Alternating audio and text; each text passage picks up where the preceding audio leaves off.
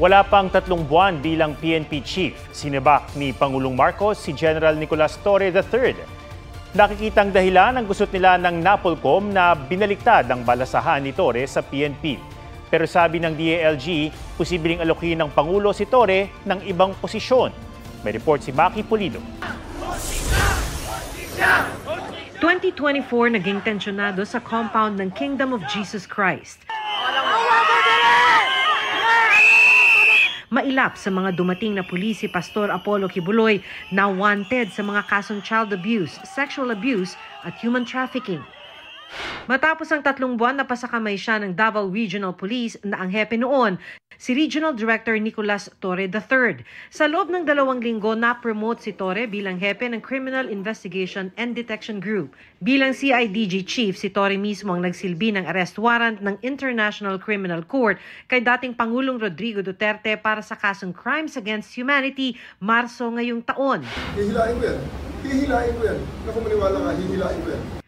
Ang pagtupad sa 2 malalaking misyong ito idinahilan ng palasyo sa pagluklok nitong Hunyo kay Torre bilang ika-31 hepe ng pambansang pulisya at kauna-unahang nanggaling sa PNP Academy. Si Presidente always demands performance. Kahit na ano yung pinagawa sa iyo, you must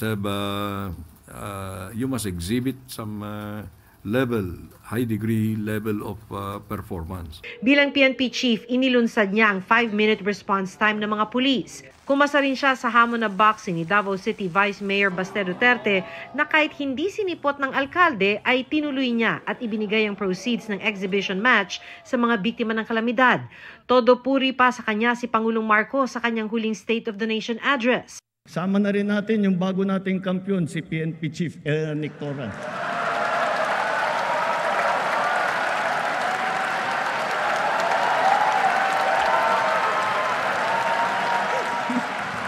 Pero wala pang 3 buwan, sinibak na ng Pangulo si Torre. Sabi ni Interior Secretary John V. Cremulya dahil ito sa pagbalasa ni Torre sa liderato ng PNP kahit binaril ito ng NAPOLCOM, isang DILG-attached agency na may administrative at supervisory control sa PNP.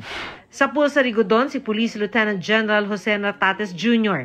Na-reassign siya bilang Area Police Commander ng Western Mindanao. Habang ang may hawak nitong si Police Lieutenant General Bernard Banac, ipinalit kay Nartates bilang Deputy Chief for Administration, ikalawang pinakamataas na pwesto sa PNP.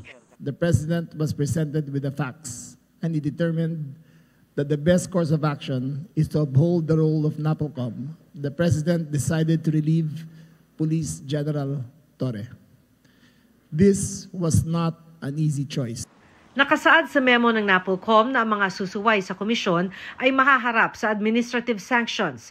Pero sabi ng kalihim, walang ikakasong administratibo o kriminal laban kay Torre.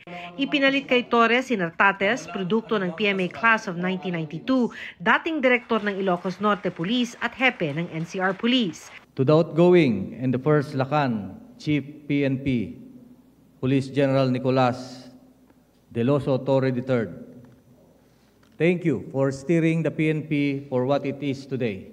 Pero dahil sa 2027 pa magre-retiro si Torre, siya lang ang maaaring humawak ng 4-star rank sa PNP. Kaya si Nartates OIC lang na may 3 stars. Pag-uusapan daw ito sa susunod na pulong ng NAPOLCOM. Saan kaya ililipat si Torre? Natanong tungkol dito si Nartates. Nandyan sa Office of the Chief PNP or nasa PIHAW? Pero sabi ni DILG Secretary Remulla, may iaalok na pwesto ang Pangulo kay Torre. He is being considered for another position because the President still believes in his capacity. Sinusubukan pa ng GMA Integrated News na makuha ang panig ni Torre na hindi sumipot sa turnover ceremony para kay Nartates. Maki Pulido nagbabalita para sa GMA Integrated News. Huwag magpahuli sa mga balitang dapat niyong malaman.